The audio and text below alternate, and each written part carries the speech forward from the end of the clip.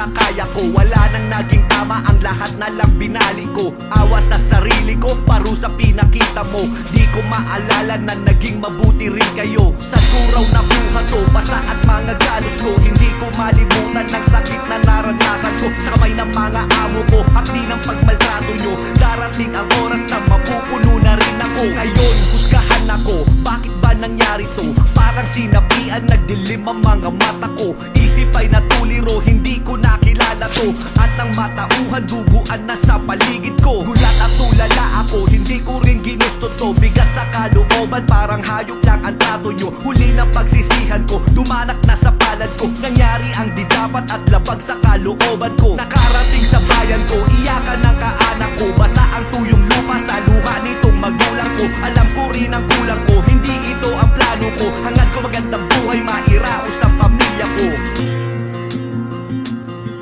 Ang hangad ko magandang buhay, mairaos sa pamilya ko.